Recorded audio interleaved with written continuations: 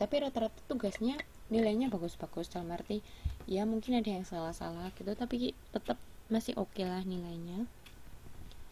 Terus juga persen dari nilai tugas kelompoknya juga ya oke.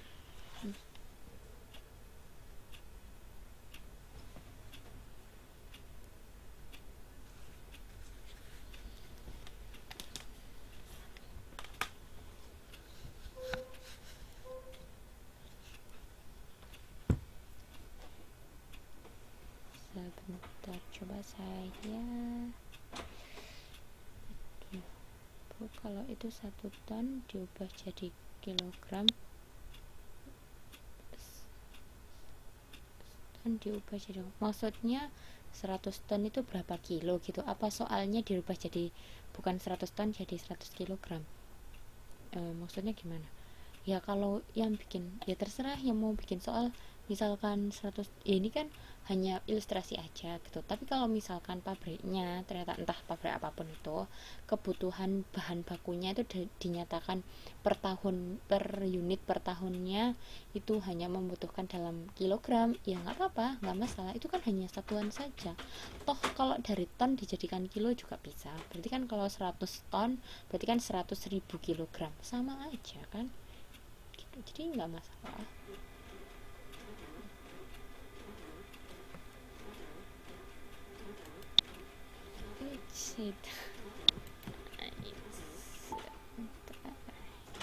Ya jadi tergantung dia tuh butuhnya memangnya seberapa gitu, dalam 1 tahun dia butuhnya seberapa. Kalau memang butuhnya dia dalam bentuk kilogram ya kilogram. Seharusnya sih kalau dirubah jadi kilogram nggak ngaruh sih, seharusnya sebentar, seharusnya kan cuma nolnya aja yang nambah gitu, jadi seharusnya juga nggak masalah.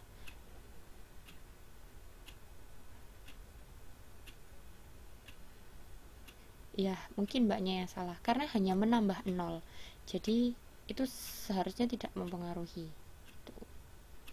Karena kalau misalkan gini, hitungan oke tadi sebentar.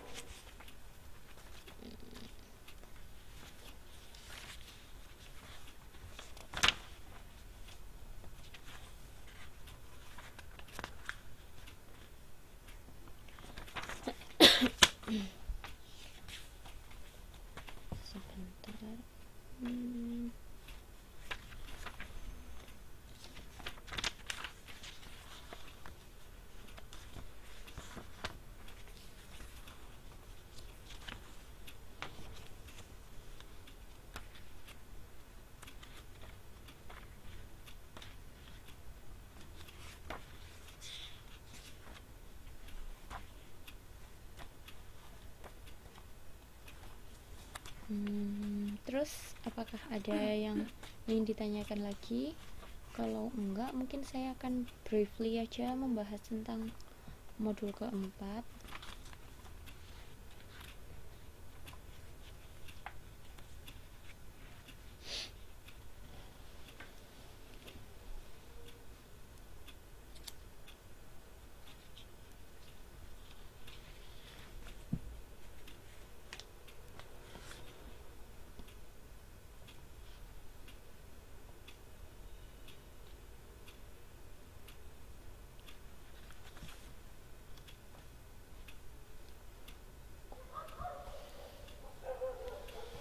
Apa ada pertanyaan? Kalau enggak, saya lanjutkan ke modul keempat ya. Kan sebagian besar juga pasti sudah baca tentang modul keempat kan. Kemarin juga ada tugas kelompok tentang modul keempat. Jadi saya rasa saya bisa untuk proceed ke modul keempat. Modul keempat itu berbicara masih tentang overhead.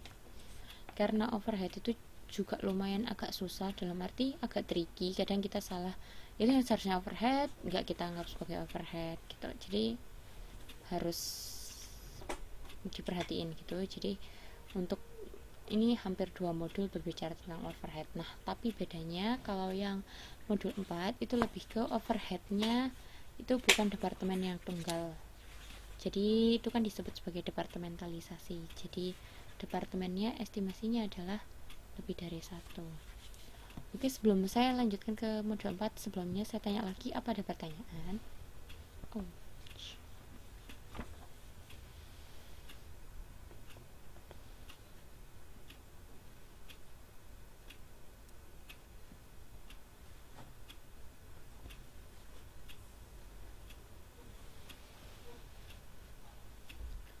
Oke, saya lanjutkan ya. Nanti kalau misalkan masih ada yang nggak mudeng atau masih bingung-bingung, mungkin saya jelaskan secara langsung waktu di TTM aja. Karena di TTM nanti kita kan bisa ketemu, terus bisa tanya-tanya semuanya, mulai dari materi mungkin modul 1 sampai dengan modul berapa ya, seharusnya minggu depan masih ada ya, mungkin sampai modul sekitar modul 5 gitu, jadi bisa ditanyakan. Oke, saya lanjutin ke ya nggak masalah sih kalau nggak bisa hadir, ya nggak apa-apa, nanti mungkin gini aja, kalau yang nggak bisa hadir dan misalkan eman sama absennya hilang gitu, nanti bilang aja ke saya nggak bisa hadir siapa, nanti saya kasih tugas tambahan ya, paling cuma sekitar 2 soal gitu, buat make sure kalau meskipun nggak hadir tetap modulnya dibaca gitu. Jadi kalau misalkan yang nggak bisa hadir tetap nanti bilang ke saya siapa, nanti saya kasih 2 soal gitu, cuma buat ganti gitu, biar nggak dianggap bolos. Oke, saya lanjutkan.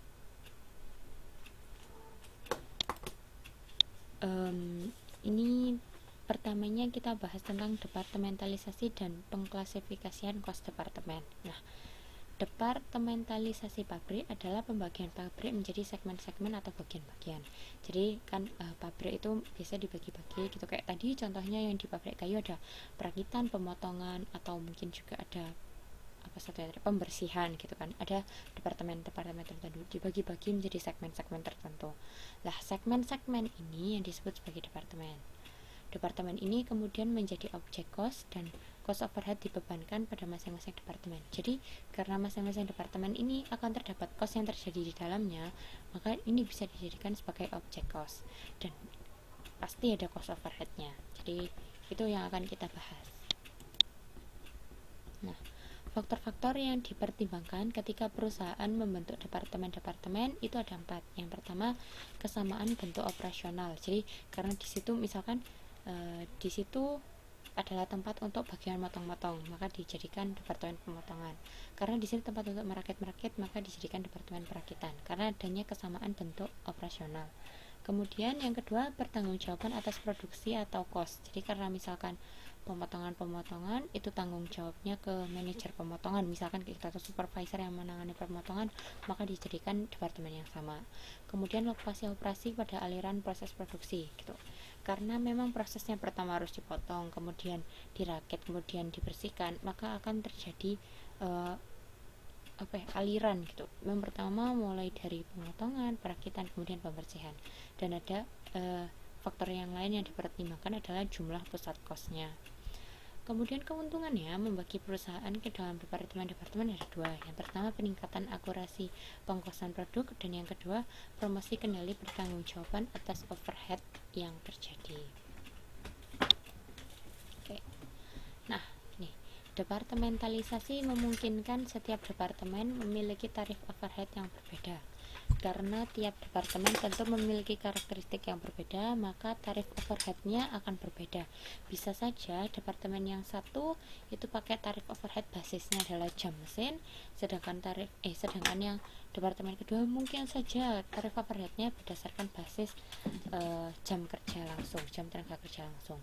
Karena karakteristik kedua departemen itu berbeda, maka tarifnya juga akan berbeda gitu. Kemudian departementalisasi meningkatkan pengendalian pertanggungjawaban atas overhead yang terjadi di departemen. Jadi ini maksudnya gimana? Departementalisasi meningkatkan pengendalian. Oh ya, jadi kan dengan adanya departementalisasi tentu akan lebih mudah bagi kita untuk mengukur cost overheadnya. Jadi kalau kita mau mengukur cost secara keseluruhan langsung itu kan lebih sulit. Jadi kan lebih mudah kalau misalkan per departemen dihitung, kemudian diakumulasi, ditambahkan, kan lebih mudah daripada kita harus menghitung semuanya secara langsung gitu. Dan departemen itu dibagi menjadi 2, departemen produksi dan departemen pendukung. Departemen